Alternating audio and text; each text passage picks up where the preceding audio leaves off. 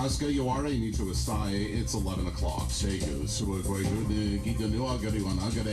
Good morning from the K1037 newsroom. I'm Paul Brave. It's not a radio show intro you'll hear every day. It's in Ganyangeha, and it's a big part of the programming here at K1037 on Ganawage Mohawk territory. Radio stations often are the lifeblood of the community that they serve. Paul Grave is the news director at K103 and has been a fixture here for at least 13 years.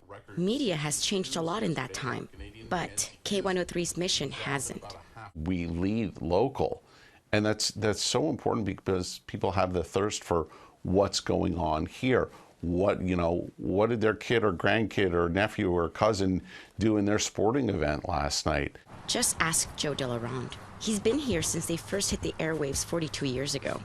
Their MO, connecting people and supporting community members in local organizations. Over the years, we've had radiothons to raise money for various organizations. We raised almost $500,000 to get a brand new fire truck, the ladder truck. A few years ago, we put a new roof on the step-by-step.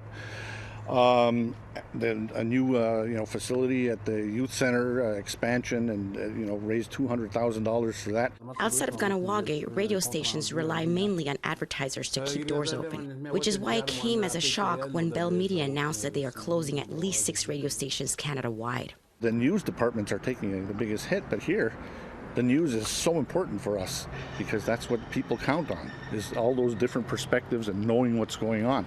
That's what keeps us very relevant. Grave used to work in mainstream newsrooms and doesn't take this latest round of firings lightly. It's bad for the business.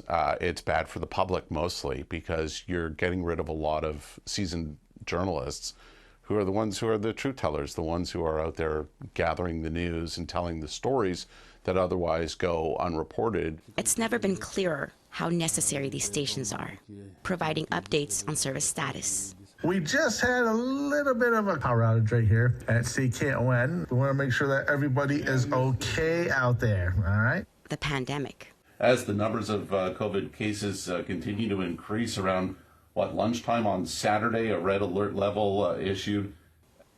Or on a lighter note, for bingo. B12. However, some Indigenous-owned stations in Quebec have almost had their numbers called. The SOCAM network, representing Atikamekw and Innu communities, was recently forced to cut back staff, but their presence in general sends an important message to the public. C'est de donner le goût à la génération, de donner ce feeling-là qu'on a des possibilités de s'épanouir en communication. Inspiring youth is one aspect.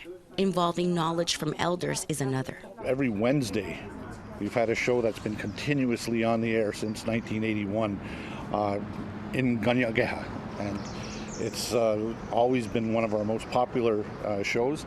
Otherwise, today we have all kinds of little features, and in the language. Some of them are very basic.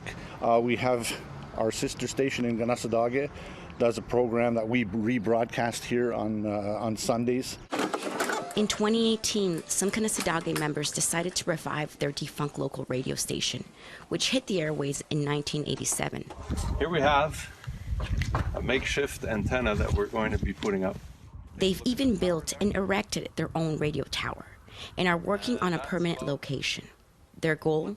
To revitalize the Mohawk language and culture.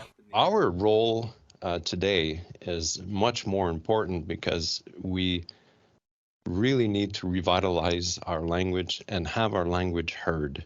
And because there are so little amount of speakers left here in Ganassadage, it's not very common that you'll hear the language being spoken. Sid Gaspé spearheaded these efforts.